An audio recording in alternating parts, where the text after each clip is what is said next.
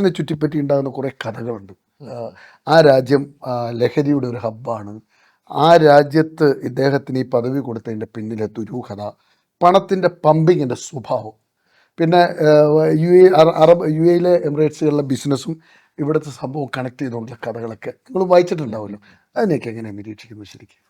അല്ല, ഇതെന്താ വെച്ച് കഴിഞ്ഞാല്, ഈ ഒരാള് നമ്മളിപ്പോഴും രണ്ട് സുഹൃത്തുക്കള്, ഒരാള് വളരെ ഹാർഡ് വർക്ക് ചെയ്ത് അയാൾ ഒരു വലിയ ലെവലെത്തി, തൊട്ടടുത്ത ഒരേ ബെഞ്ചിലിരുന്ന് നിൽക്കുന്ന ആൾ ജീവിതം ആസ്വദിച്ച് വല്ലാതെ എല്ലാ നമ്മുടെ കുരുത്തക്കേടുകൾ എന്ന് പറയും നാടൻ ഭാഷയിൽ പറഞ്ഞു, കുരുത്തക്കേടുകൾ കളിച്ച് ജീവിതം ആസ്വദിച്ച് അവൻ ഇവിടെ നിൽക്കുകയാണ്.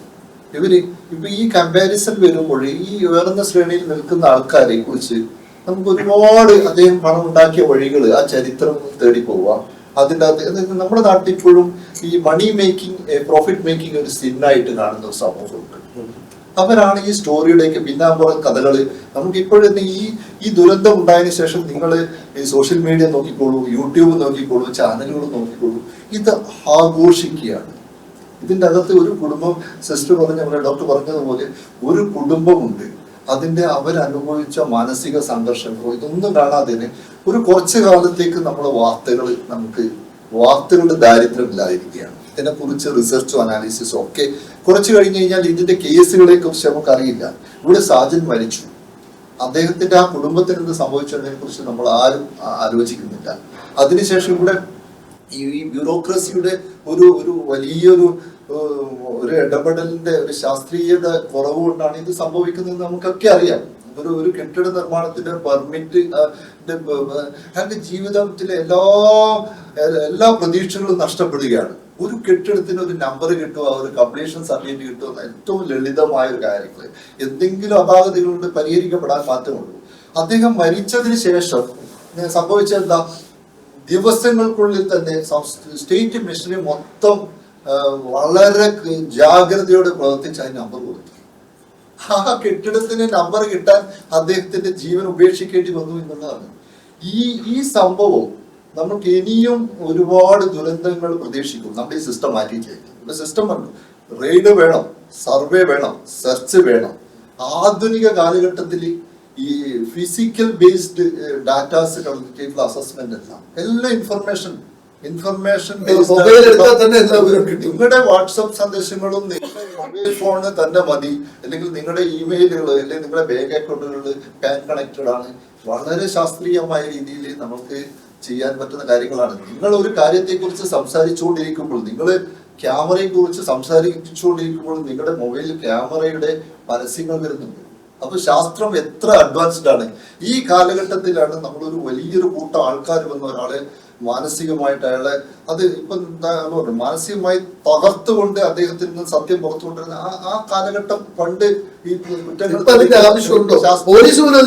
അല്ലല്ല അത് വേണ്ടാന്നാണ് എനിക്ക് തോന്നുന്നത്. വളരെ ഇപ്പൊ ദുബായിൽ നമ്മൾ പറയുന്നു, ഒരു വെഹിക്കിൾ ആക്സിഡന്റ് വന്നു കഴിഞ്ഞാൽ ആദ്യം അവിടുത്തെ പോലീസ് ഓഫീസർ വന്നിട്ട് അവരോട് കൂൾ ഡൗൺ എന്ന് പറയും. Cool down. ഒരു മദ്യപിച്ചിട്ട് ഒരു വണ്ടി ഓടിക്കാൻ ഒരാൾ ശ്രമിക്കുകയാണെങ്കിൽ വേണ്ട, ഈ വണ്ടി ഞാൻ നിങ്ങളുടെ ഫ്ലാറ്റിൽ എത്തിക്കാം എന്ന് പറയുന്നു. അങ്ങനെയുള്ള ഒരു ബ്യൂറോക്രസിയുടെ നാട് നമ്മുടെ തൊട്ട് UAE എന്ന് ഞാൻ പറയുന്നത് കേരളമായിട്ട് വളരെ കണക്റ്റഡ് ആയിട്ടുള്ള അത്രയും അടുത്തുള്ള ഹൃദയബന്ധമുള്ള ഒരു രാജ്യത്തിലെ ഒരു അവസ്ഥയാണ് ബ്യൂറോക്രസി. അങ്ങനെയാണ്. പക്ഷെ ഇവിടെ എങ്ങനെയാണ്? ഇവിടെ ഒരു വ്യവസായം തുടങ്ങുമ്പോൾ ആദ്യം വേണ്ടത്, ഒരു സ്ഥലമെടുത്തതിന് ശേഷം ആദ്യം വേണ്ടത് നമ്മളൊരു പ്ലാനിന് പെർമിഷൻ വാങ്ങിക്കുക. അപ്പൊ നമ്മൾ അവിടത്തേക്ക് ചെല്ലുമ്പോൾ നമ്മൾ ശത്രുവിനെ കാണുവാണ്, നമ്മുടെ കുറ്റങ്ങളും തെറ്റുകളും കണ്ടുപിടിക്കുകയാണ്. സമാധാനമായി ഇരുത്തി നിങ്ങൾക്കൊരു ചായയോ വെള്ളമോ തന്നിട്ട് നിങ്ങളൊരു ഇൻവെസ്റ്ററാണ്, നിങ്ങൾ അടയ്ക്കുന്ന ഈ ഭീമമായ ബിൽഡിംഗ് പെർമിറ്റ് ഫീലാണ് എനിക്ക് സാലറി കിട്ടുന്നത്. ഇവിടെ എഴുതി വെച്ചിട്ടുണ്ടാവും, ഗാന്ധിജിയുടെ ഫോട്ടോ വെച്ചിട്ട് നിങ്ങൾ ഇവിടെ വരുന്ന കസ്റ്റമറാണ് യജമാനൻ എന്ന് എഴുതി വെച്ച ആ കസേരയുടെ താഴെ ഇരുന്നിട്ട് രൂക്ഷമായ ഭാഷയിൽ പറയാണ്, നിങ്ങൾ അത് ശരിയില്ല, ഇത് ശരിയില്ല, ഇതെങ്ങനെ ശരിയാക്കാം എന്ന് പറയുന്നില്ല. എന്തിനാണ് ഈ സിസ്റ്റം നമുക്ക് ആവശ്യം? പാസ്പോർട്ടിന് വേണ്ടിയിട്ട് പണ്ടൊക്കെ ഞങ്ങളൊക്കെ ചെറുപ്പത്തിൽ പാസ്പോർട്ട് വാങ്ങിക്കാൻ വേണ്ടിയിട്ട് ഇവിടെ ട്രെയിൻ പിടിച്ച് കാലിക്കറ്റിൽ പാസ്പോർട്ട് ഓഫീസിൽ പോയി എത്രയോ മണിക്കൂറുകൾ ചെയ്തിട്ട് പോലീസ് വെരിഫിക്കേഷന് വേണ്ടിയിട്ട് വരുമ്പോഴൊക്കെ. പക്ഷെ ഇപ്പൊ ടാറ്റ കൺസൾട്ടൻസി ഏൽപ്പിച്ചപ്പോൾ നിങ്ങളുടെ അപ്ലിക്കേഷൻ കൊടുത്തു കഴിഞ്ഞാൽ ഓരോ മണിക്കൂറുകളും നിങ്ങൾക്ക് മെസ്സേജ് വരികയാണ്, ഇന്ന ടേബിളെത്തി പോലീസ് വെരിഫിക്കേഷൻ ഇത്ര മണിക്കൂർ, വിത്തിൻ 2 or 3 days നിങ്ങളുടെ അങ്ങനെ ഒരു സിസ്റ്റം നമുക്ക് ഇവിടെ ഒരു ബിൽഡിംഗ് പെർമിറ്റ് നിങ്ങൾ പോകുമ്പോൾ ആദ്യം എവിടെ പോകണം? നിങ്ങൾ പോകേണ്ടത് ഫയർ NOC എടുക്കണം. ഇത് ഫയർ സിസ്റ്റം നിങ്ങൾ ഡെവലപ്പ് ചെയ്തു എന്നതിന് വ്യക്തമായ രേഖകൾ ഉണ്ടാക്കി നിങ്ങൾ സമർപ്പിച്ച് ഫയർ ഡിപ്പാർട്ട്മെന്റിൽ കൊണ്ടുപോയി അവിടെ ഉദ്യോഗസ്ഥന്മാരെ കൊണ്ടുവന്ന് സൈറ്റ് ഇൻസ്പെക്ഷൻ നടത്തി ഇതൊക്കെ നിങ്ങൾ ഫിസിക്കലി ചെയ്യണം. എല്ലാം ചെയ്ത് അവരെ കൊണ്ടുള്ള റിപ്പോർട്ട് ഉണ്ട്, അവർക്ക് ഒരു ഇനീഷ്യൽ NOC ഉണ്ടാക്കണം ഫയർ വരുമ്പോൾ.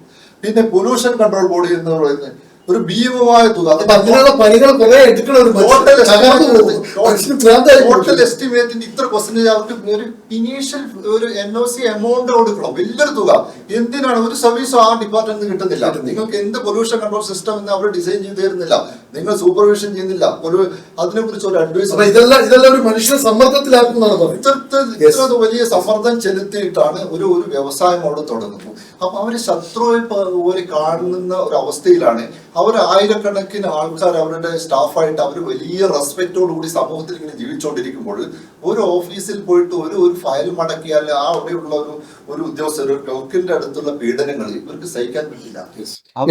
തിരിച്ചു വരാം മനോജ്. ഇപ്പം നമ്മൾ ഈ പറഞ്ഞ് നിർത്തുന്ന സമയത്ത് ഈ ദുബായ് മറ്റ് രാജ്യങ്ങളിലൊന്നും ഇല്ലാത്ത ഒരു അവസ്ഥയാണ് നമുക്കിവിടെ കാണുന്നത്. ഇപ്പോൾ ഇദ്ദേഹത്തെ ദുബായിൽ നിന്നാണ് വിളിച്ചു വരുത്തുന്നത്. റെയ്ഡ് കഴിഞ്ഞിട്ട് കുറേ ദിവസമായി. റെയ്ഡ് കഴിഞ്ഞതിന് ശേഷമുള്ള നടപടിക്കാണ് ഇവർ പോയിട്ട് ഈ പണിയെടുക്കുന്നത്. അതിന് തന്നെ ഇത്ര ഗൗരവം കൊടുത്ത് ചെയ്തിരിക്കുന്നത്. അടിമുടി മാറണ്ടേ ശരിക്കും? തീർച്ചയായും അതിന് ഞാൻ പൂർണ്ണമായി യോജിക്കുകയാണ്. കാരണം ഇത് എൻ്റെ കൂടെ ആവശ്യമാണ് എന്ന തോന്നൽ. അപ്പൊ എന്റെ സ്ഥാപനത്തിനകത്ത് റെയ്ഡ് നടക്കുന്നത് എന്റെ കൂടെ ആവശ്യമാണ് എന്ന തോന്നൽ ഉണ്ടാവണം. അവർക്ക് ഉണ്ടാക്കണം. അതാണ് നമ്മുടെ പഴയ മന്ത്രി പറഞ്ഞതുപോലെ സിസ്റ്റം നമ്മുടെ മന്ത്രി പറഞ്ഞതുപോലെ സിസ്റ്റം മാറണം. സിസ്റ്റത്തിനകത്ത് ഒരുപാട് മാറ്റങ്ങൾ ആവശ്യമുണ്ട്. ആ സിസ്റ്റത്തിനകത്ത് മാറ്റങ്ങൾ വരുന്നില്ല എന്നത് സത്യമാണ്. കാരണം ഇപ്പൊ സാധാരണക്കാരനായ ഒരാൾ പെട്ടെന്നൊരു ജോലി കിട്ടുമ്പോഴേക്ക് അവന്റെ സ്വഭാവം മാറും. ഞാനതിലൊരു ഇത് പറയാം. ഒരിക്കൽ മഞ്ചേശ്വരം ചെക്ക് പോസ്റ്റിനകത്ത് ഇരിക്കുമ്പോൾ മഞ്ചേശ്വരം ചെക്ക് പോസ്റ്റിൽ ഹിന്ദിക്കാർ വന്നു. ഇപ്പൊ ഹിന്ദി അറിയാത്ത ഞങ്ങളൊക്കെ ഇരിക്കുമ്പോൾ ഹിന്ദിക്കാരൻ വന്നിട്ട് അവനോട് ഇതിനകത്ത് അന്ന് ഈ ചെക്ക് പോസ്റ്റ് ഇരിക്കുമ്പോൾ നിങ്ങൾക്ക് ഒരുപക്ഷെ അറിയാതിരിക്കും, അതിനകത്ത് എല്ലാ ബില്ലിനകത്തും സീൽ ചെയ്യണം. അപ്പൊ ഈ സീൽ ചെയ്യണം എന്നിട്ട് ഇവന് മനസ്സിലാവുന്നില്ല. അപ്പൊ തൽക്കാലം അവിടെ നിന്ന വേറൊരു മലയാളിയായൊരു കണ്ടക്ടറോട് ഇയാൾക്ക് അതൊന്ന് പറഞ്ഞു കൊടുക്കൂ എന്ന് പറയുമ്പോഴേക്ക് അപ്പൊ അയാൾ ആ ഒരു 5 മിനിറ്റ് കൊണ്ട് ഇയാൾ വലിയ ഓഫീസർ ആവുകയും അവനോട് വളരെ ക്രൂരമായിട്ട് ട്രീറ്റ് ചെയ്യുകയും ചെയ്യാണ്. അപ്പൊ ഞാൻ അയാളോട് പറഞ്ഞു, ഈ കണക്കിൽ നിന്നെ ഇവിടെ ഇരുത്തിയിട്ടുണ്ടെങ്കിൽ വണ്ടിക്കാരുടെ സ്ഥിതി എന്തായിരിക്കും? ഇത് നമ്മുടെ മാനസികാവസ്ഥയുടെ പ്രശ്നമാണ്. ഇതിന്റെ ചെറിയ ഉദാഹരണം കൂടെ ഞാൻ പറയാം. നമ്മുടെ അക്ഷയ കേന്ദ്രങ്ങളിൽ പോയാൽ മതി. അക്ഷയ കേന്ദ്രങ്ങളിൽ പോയി കഴിഞ്ഞാൽ എന്തെങ്കിലും ചെറിയ ആവശ്യത്തിന് പോയാൽ അപ്പോഴേക്ക് അവർ നമ്മുടെ ഉദ്യോഗസ്ഥന്മാരായി മാറുകയും വരുന്ന ആളുകളെ വളരെ മോശമായി ട്രീറ്റ് ചെയ്യുകയും ചെയ്യുന്നത് എല്ലായിടത്തും നിന്നല്ല, പല സ്ഥലത്തും അങ്ങനെയാണ്. അപ്പൊ ഇത് നമ്മുടെ മാനസിക ഭാവത്തിന്റെ കൂടെ പ്രശ്നമാണ്. നിർബന്ധമായിട്ടും ഒരു സർക്കാർ ഓഫീസുകൾ എന്നെ സഹായിക്കാനുള്ള സ്ഥാപനങ്ങളാണ് എന്ന തോന്നൽ ഉണ്ടാക്കിക്കാൻ ഉദ്യോഗസ്ഥന്മാർക്കും അതുപോലെ തന്നെ സർക്കാരിനും സമൂഹത്തിനും ബാധ്യത.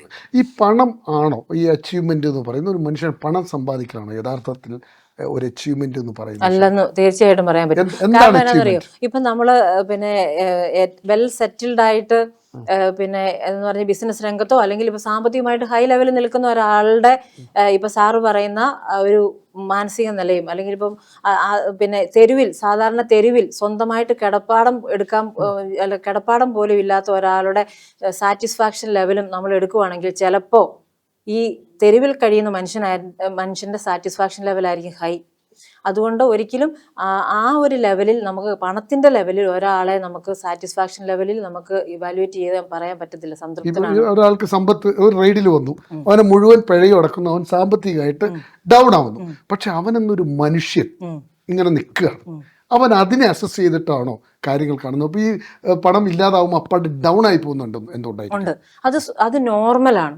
എന്ന് പറഞ്ഞാൽ നമ്മൾ ഉദ്ദേശിക്കുന്നതിൽ നിന്ന് വിപരീതമായിട്ടൊരു കാര്യം സംഭവിക്കുമ്പോൾ നമ്മളെല്ലാം ഒരു ഫ്രാക്ഷൻ ഓഫ് സെക്കൻഡ് നമ്മൾ ഷോക്ക്ഡ് ആയി പോകും. അല്ല, ഇനി എന്താണ് നെക്സ്റ്റ് ചെയ്യേണ്ടതെന്നുള്ള അതെല്ലാം മനുഷ്യന് വരുന്നതാണ്.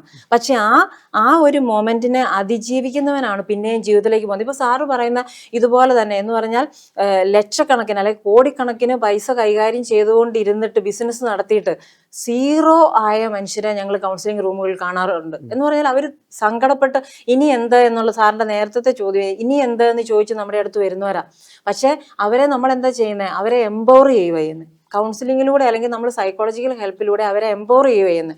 അപ്പോൾ എംപവർ ചെയ്യുക എന്ന് പറഞ്ഞു കഴിഞ്ഞാൽ ഇപ്പോൾ അവർക്കുണ്ടായേക്കുന്ന ഒരു ഷോക്ക് ഉണ്ട്, അല്ലെങ്കിൽ ഒരു ട്രോമയുണ്ട് ഈ ക്രൈസിസിൽ നിന്ന് വന്നേ. അതുമായിട്ട് ബന്ധപ്പെട്ടിട്ട് ആ വ്യക്തിയിൽ ഉണ്ടാകുന്ന കുറേ നെഗറ്റീവായിട്ടുള്ള ഫീലിങ്സ് ഉണ്ട്. അതിനെ വെന്റിലേറ്റ് ചെയ്ത് കഴിയുമ്പോഴത്തേക്കും ഇവരുടെ പ്രശ്നത്തിനുള്ള സൊല്യൂഷൻസ് ഇവരുടെ മനസ്സ് തന്നെ കൊണ്ടുവരിക ചെയ്യുന്നത്. അതാണ് സത്യത്തിൽ കൗൺസിലിങ്ങിലും സൈക്കോളജിയിലും സംഭവിക്കുന്നത്. അതായത് എന്ന് പറഞ്ഞാൽ നമ്മളൊരു മനുഷ്യൻ എന്ന് പറയുമ്പോൾ നമുക്ക് IQ മാത്രമല്ലല്ലോ, IQ, EQ, SQ അല്ലേ എന്ന് പറഞ്ഞാൽ പിന്നെ intelligence quotient, emotional quotient, social quotient, ഇതെല്ലാം പ്രൊപ്പോർഷനേറ്റ് ആയിട്ട് വരുമ്പോഴാണ് ഒരു വ്യക്തിയുടെ ജീവിതം സക്സസ്ഫുൾ ആയിട്ട് വരുന്നത്. അല്ലെങ്കിൽ ഇതിനകത്ത് ഏതെങ്കിലും ഒരെണ്ണത്തിന് ഇപ്പം IQ കൂടുതലുണ്ട്, EQ ഇല്ലെങ്കിലോ ഇതുപോലുള്ള കാര്യങ്ങൾ എന്ന് പറഞ്ഞാൽ നമ്മളുടെ ലൈഫിൽ വരുന്ന അപ്രതീക്ഷിത സംഭവങ്ങളെ മാനേജ് ചെയ്യാൻ നമുക്ക്. അതുകൊണ്ടാണല്ലോ സാറേ നമ്മൾ ഇപ്പം പണ്ടത്തെ പോലല്ലോ ഇന്ന് ഫേസ്ബുക്കോ ഇൻസ്റ്റയോ ഒക്കെ എടുത്തു കഴിഞ്ഞാൽ എങ്ങനെ നിങ്ങളുടെ മാനസികാരോഗ്യം മെച്ചപ്പെടുത്താം, അതിന് ഓൺലൈൻ കോഴ്സസ്, അവയർനെസ് ക്ലാസ്സുകൾ ഇഷ്ടം പോലെ ഇന്ന് നമ്മുടെ കേരളത്തിൽ പ്രത്യേകിച്ച് നടന്നുകൊണ്ടിരിക്കുക. പക്ഷെ ഇത് എത്ര പേരിലേക്ക് യൂസ്ഫുൾ ആയിട്ട് എത്തിപ്പെടുന്നുണ്ടെന്നുള്ളതാണ് ഒരു ആത്മഹത്യാ ചിന്തകൾ മനുഷ്യന് വരുന്ന പ്രധാന കാരണങ്ങൾ എന്താ? ഒരു പ്രധാനപ്പെട്ട കുറച്ച് കാരണങ്ങൾ നിങ്ങൾ ലിസ്റ്റ് ചെയ്തിട്ടുണ്ടാവും. ഒരാളെ ആത്മഹത്യയിലേക്ക് ചിന്തയിലേക്ക് വരാനുള്ള പ്രധാന കാരണങ്ങളൊന്നും പറഞ്ഞു. അതായത് ഒന്നാമത്തെ മാനസിക രോഗങ്ങൾ ഉണ്ടെങ്കിൽ ഇപ്പൊ നമ്മൾ മേജർ ഡിപ്രസീവ് ഡിസോർഡേഴ്സ് അല്ല ബൈപോളർ ഡിസോർഡർ അങ്ങനെയുള്ള സ്ക്രീസോഫ്രീനിയ പോലെ അങ്ങനെ സൂയിസൈഡ് തോട്ട്സ് ഉണ്ടാകാം ഒന്നത്. പിന്നെ രണ്ടാമത്തത് എന്തെങ്കിലും ഇതുപോലെയുള്ള പിന്നെ സാമ്പത്തിക നഷ്ടങ്ങൾ അല്ല ബ്രേക്കപ്സ് അല്ലെങ്കിൽ മാരിറ്റൽ ഡിസ്കോർഡ് അങ്ങനെയുള്ള കുടുംബജീവിതത്തിലുണ്ടാകുന്ന പ്രശ്നങ്ങൾ, ഇങ്ങനെയുള്ള കാര്യങ്ങളൊക്കെ ഒരു മനുഷ്യൻ ആത്മഹത്യയെക്കുറിച്ച് ചിന്തിക്കാൻ കാരണമായേക്കാം. അതിജീവിക്കാൻ എന്താണ് മാർഗങ്ങൾ? അതിജീവിക്കാൻ മാർഗം എന്താന്ന് ചോദിച്ചു കഴിഞ്ഞാൽ നമുക്ക് ആ സമയത്ത് ചിലപ്പോൾ ഫസ്റ്റ് സ്റ്റെപ്പ് എന്ന് പറയുന്നത് എന്താ, നമ്മൾ പറയും സ്റ്റോപ്പ്, ലുക്ക് ആൻഡ് പ്രൊസീഡ് എന്ന് പറയും. എന്ന് പറഞ്ഞാൽ ഒരു ഫ്രാക്ഷൻ ഓഫ് സെക്കൻഡ് നമ്മൾ ഒന്ന് സൈലന്റ് ആകുക എന്ന് പറയുന്നത്. എന്ന് പറഞ്ഞാൽ ഒരു സ്പോട്ട്, ഇന്നിപ്പോൾ ആങ്കർ മാനേജ്മെന്റ്, സ്ട്രെസ് മാനേജ്മെന്റിലൊക്കെ നമ്മൾ സ്പോട്ട് ഇന്റർവെൻഷൻ എന്ന് പറയും. എന്ന് പറഞ്ഞാൽ എന്താ, നമ്മൾക്കിതൊന്നും എന്ന് പറഞ്ഞാൽ ഈ മനഃശാസ്ത്രമൊക്കെ വളരുന്നതിന് മുൻപ് നമ്മളുടെ കാരണവന്മാർ നമ്മളോട് പറയുമല്ലായിരുന്നു, നിനക്ക് ദേഷ്യമോ സങ്കടമോ ഒക്കെ വരുമ്പോൾ നീ 10 മുതൽ 0 വരെ എണ്ണിയിട്ട് നീ ദേഷ്യപ്പെട്ടു എന്ന് പറഞ്ഞാൽ എന്താ, മനസ്സ് നമ്മളുടെ ബ്രെയിൻ സിസ്റ്റം ഉണ്ടല്ലോ എന്ന് പറഞ്ഞാൽ അമിഗ്ഡല എന്ന് പറയുന്നത് നമ്മുടെ വികാരങ്ങളെ നിയന്ത്രിക്കുമ്പോൾ ഹൈപ്പോതലാമസ് അല്ലെങ്കിൽ ഇന്ന് മനുഷ്യന് നമുക്ക് ഫ്രണ്ടൽ ലോബ് ഒക്കെ വളർന്നു വന്നു കഴിഞ്ഞു. ഈ ഫ്രണ്ടൽ ലോബ് നമുക്ക് വിവേചനാശക്തി തരുന്നതാണ്.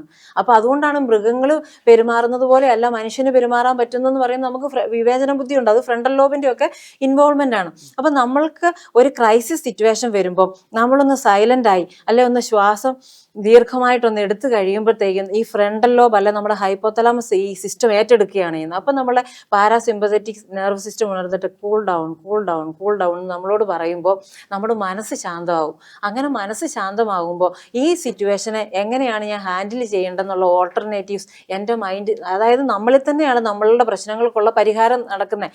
ഈ സൈക്കോളജിസ്റ്റ് അല്ലെങ്കിൽ ഒരു കൗൺസിലർ എന്ന് പറയുന്നത് ഫെസിലിറ്റേറ്റ് ചെയ്യുന്ന മാത്രമേ ഉള്ളൂ ഈ ഓൾട്ടർനേറ്റീവ്സിനെ കണ്ടെത്താൻ. അതുകൊണ്ട് നമ്മൾ ഇനിയുള്ള തലമുറയ്ക്കോ അല്ല നമ്മുടെ ഇപ്പോൾ ഉള്ള ജനറേഷനോ പറഞ്ഞു കൊടുക്കേണ്ടത് ജീവിതത്തിൽ ക്രൈസിസ് എന്ന് പറയുന്നത് ഇറ്റ്സ് പാർട്ട് ഓഫ് ലൈഫ്. പക്ഷെ അതിനെ മറികടക്കാനുള്ള ഒരുപാട് മാർഗങ്ങൾ ഇന്ന് നമ്മുടെ മുന്നിലുണ്ട്. വികാരങ്ങളുടെ പുറത്ത് തീരുമാനങ്ങൾ എടുക്കരുത്. നേരത്തെ എപ്പിസോഡ് ഇവിടെ വൈൻഡപ്പ് ചെയ്യാണ്. ഇത്രയേ ഉള്ളൂ. ഈ സമയവും കടന്നു പോകും. ഇപ്പോൾ സിസ്റ്റർ ജ്യോതിഷ് പറഞ്ഞു നിർത്തിയ പോയിന്റ് ഉണ്ടല്ലോ, ഒരുപക്ഷെ റോയി ഈ പറഞ്ഞതുപോലെ 10 മുതൽ 1 വരെ 0 വരെ തിരിച്ചെണ്ണി ഇരുന്നൊന്ന് ആലോചിച്ചിരുന്നുവെങ്കിൽ, അല്ലെങ്കിൽ ഒരു വിളി ഒരു സൈക്കോളജിസ്റ്റിനെ വിളിച്ചിരുന്നുവെങ്കിൽ, പ്രിയപ്പെട്ട സുഹൃത്തിനോട് ഞാൻ ഇങ്ങനെ ചെയ്താൽ ഇങ്ങനെ എൻ്റെ മനസ്സിങ്ങനെ പറയുന്നു എന്ന് പറഞ്ഞിരുന്നുവെങ്കിൽ ചരിത്രം മറ്റൊന്നാകുമായിരുന്നു. അതുകൊണ്ട് റോയ് ജീവിച്ചിരുന്നാൽ ഈ നാട്ടിലെ എത്രയോ പാവങ്ങൾക്ക്, പ്രളയം വന്നപ്പോൾ നമ്മളെ ചേർത്ത് പിടിച്ച ആളാണ് റോയ്. എത്രയോ കുട്ടികളെ പഠിപ്പിക്കുന്നു, എത്രയോ കുട്ടികളുടെ മുതിർന്നവരുടെ ഹൃദയശാസ്ത്രജ്ഞർക്ക് പൈസ കൊടുത്തിരിക്കുന്നു. അങ്ങനെ ഒരു ജീവകാരുണ്യ പ്രവർത്തകനെയാണ് നമുക്ക് നഷ്ടപ്പെട്ടത്. അതുകൊണ്ട് പ്രിയപ്പെട്ടവരെ, നിങ്ങൾ ജീവിതം അവസാനിപ്പിക്കാൻ അങ്ങനെയാണ് ഇപ്പം നമ്മൾ കരുതുന്നത്. അങ്ങനെ ഒരിക്കലും തീരുമാനിക്കരുത്. 1 മിനിറ്റ് ഈ സമയവും കടന്നു പോകും എന്ന് നിങ്ങൾ ചിന്തിക്കുക. അത്ര മാത്രമേ നിർണ്ണയിക്ക് പറയാനുള്ളൂ. പ്രേക്ഷകർക്കും ഒപ്പം നിർണ്ണയ പങ്കെടുത്ത 3 പേർക്കും നന്ദി, നമസ്കാരം.